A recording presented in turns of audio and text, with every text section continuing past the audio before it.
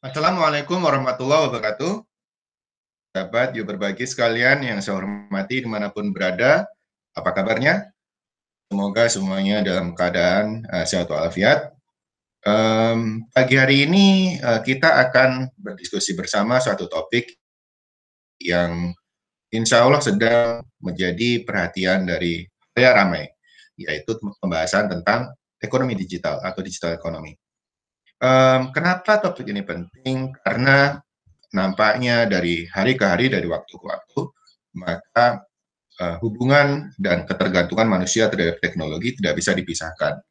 Oleh karena itu, um, kita semua atau decision makers biasanya akan tertarik untuk melihat seberapa besarkah sebenarnya ekonomi digital itu telah berkembang di suatu negara dan bagaimana kita memiliki kesempatan untuk mengoptimalkan dalam suatu kebijakan yang nantinya bisa bermanfaat untuk seluruh anggota masyarakat, baik itu produsen, konsumen, maupun masyarakat secara umum. Baik, teman-teman yang berbagi, saya sudah menyiapkan slides, dan kita akan mencoba bersama untuk menelaah core konsep atau konsep-konsep dasar dalam pembahasan ekonomi digital ini.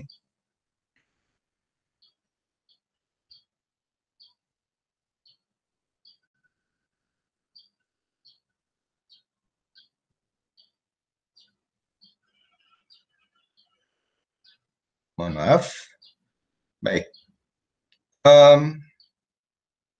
Ini adalah topik yang saya siapkan untuk kita diskusikan. Kita akan membahas tentang digital economy, understanding the core concept. Saat ini saya sendiri masih mengajar di Fakultas Ekonomi dan Bisnis Universitas Indonesia pada mata kuliah ekonomi digital, dan semua pembahasan yang kita akan bersama pada kesempatan hari ini akan mayoritas akan berdasarkan pengalaman saya sebagai peneliti di Komisi Eropa pada Direktorat Jenderal Pertumbuhan dan Growth and Development, ya, jadi pertumbuhan dan pembangunan. Baik, sekedar sedikit perkenalan, saya mendapatkan pendidikan S1 di Fakultas Ekonomi Universitas Indonesia, pada waktu itu masih Fakultas Ekonomi, sekarang Fakultas Ekonomi dan Bisnis. Kemudian master saya juga di kampus yang sama, dan S3 saya di Chalmers University of Technology di Swedia, di kota Gothenburg. Kemudian sebelumnya saya bekerja sebagai peneliti di beberapa institusi baik di Indonesia maupun di luar negeri, terutama yang menjadi sumber dari pembahasan saya pada saat ini adalah pengalaman di Direktorat Growth and Innovation di Komisi Eropa, kemudian juga sebagai peneliti di United Nations University yang berfokus pada penerapan electronic governance.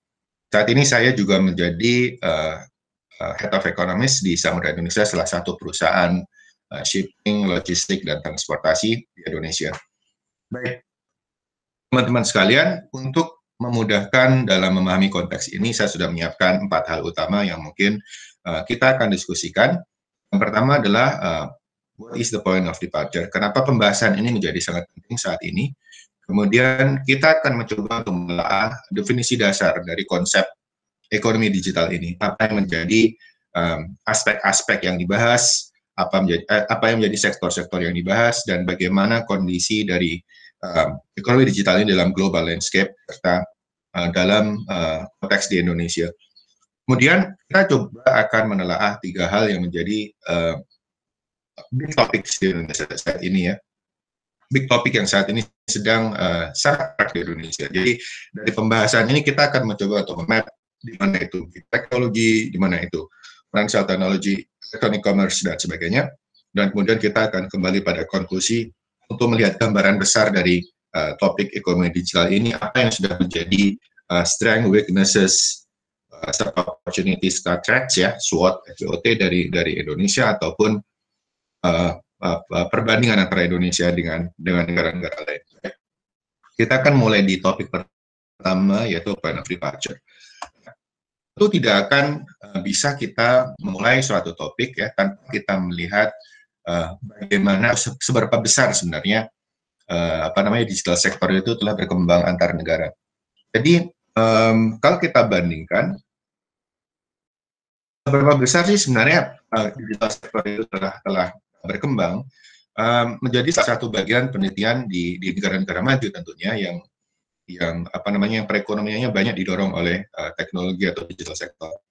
Nah, kalau kita melihat dari tahun 2006 sampai 2016 ya, 10 tahun rentangan waktu dari 2006 ke 2016, maka negara-negara yang memiliki porsi yang sangat kuat dalam pengembangan digital sektor itu adalah negara-negara Asia Timur, Eropa, dan tentu saja Amerika Serikat.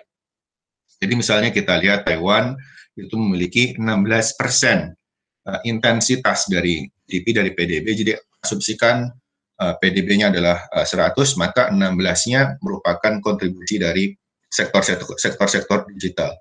Jadi let's say hampir seperlima lah ya dari besaran perekonomian di negara tersebut.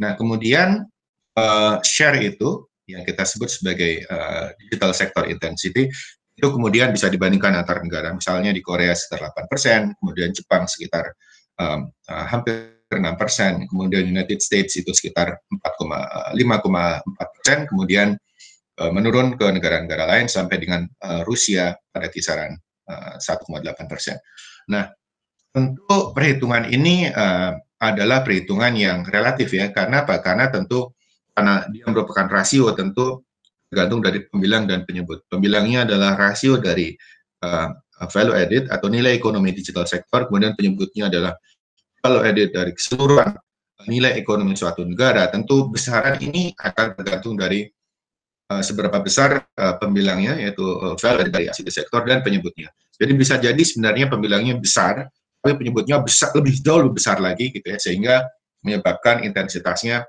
terlihat kecil, tapi sebenarnya dia cukup besar misalnya dalam tataran komparasi dengan negara lain. Nah, kemudian kalau kita melihat hal kedua, yaitu rasio dari penyerapan tenaga kerja.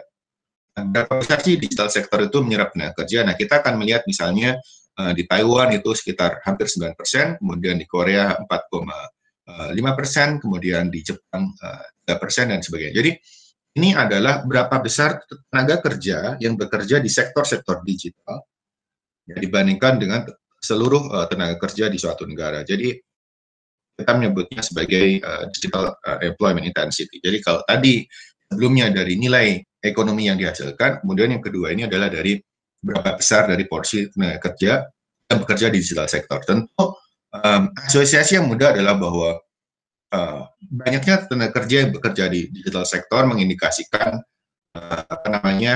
better quality of education, better quality of labor, gitu ya. Karena bagaimanapun yang bisa bekerja di teknologi companies atau ICT companies atau digital companies adalah orang-orang yang memiliki skill tertentu yang mengindikasikan kemajuan pendidikan di suatu negara.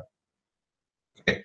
Nah, kemudian kalau kita tarik, maka kita lihat misalnya berapa produktivitasnya gitu ya antara non-digital dan digital misalnya, maka kita bisa melihat perbandingan antara digital sektor dan non-digital sektor yang biasanya digital sektor memiliki let's say 3 kali lipat atau 4 kali lipat lebih tinggi daripada non-digital sektor.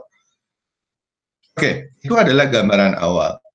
Nah, kemudian kalau kita lihat di Indonesia, Indonesia juga memiliki perhitungan yang sama ya, bagaimana sektor-sektor digital itu dihitung nilai ekonominya, kemudian dibandingkan dengan perekonomian secara umum gitu. Sayangnya, kita akan mendapati suatu fenomena di mana kita tidak memiliki satu angka yang bisa mengindikasikan where are we now. Gitu. Misalnya, Indef melaporkan bahwa rasio dari digital sektor itu masih ingat ya tadi bahwa Taiwan itu sekitar 15%, itu kemudian Jepang sekitar Korea atau Jepang sebesar 8%, 9%. Jadi yang tadi kita bandingkan itu negara-negara utama dunia. Oke. Nah, di sini Indonesia memiliki porsi 5,5% menurut Indef ya, di tahun 2018. Kemudian menurut Menko Equin ya Pak Darmin, itu sekitar 2,8%.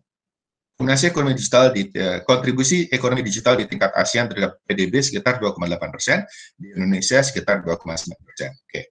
Kemudian dari Kementerian Sekretariat Negara 7,3%. Ekonomi digital terbukti mampu memberikan kontribusi sebesar 7,3%. Kemudian ini dari Pak Jokowi sendiri ya mengatakan bahwa nilai ekonomi digital berdasarkan gross merchandise value mencapai 4% dari PDB. Oke, jadi kita dihadapkan pada perhitungan-perhitungan yang sebagai untuk researcher ya, misalnya untuk saya, kemudian kita akan bingung, sebenarnya berapa kita 7,3% atau 4% atau 5% misalnya. Dan itu menarik karena ada satu pepatah yang mengatakan bahwa if we cannot measure it, we cannot manage it. Ya, kalau kita nggak ngitungnya aja nggak bisa, kita akan kesulitan untuk memanage arah kebijakan dari suatu sektor. Dan saya rasa bukan karena tidak bisa, tapi relatif karena yang akan kita diskusikan selanjutnya. Oke.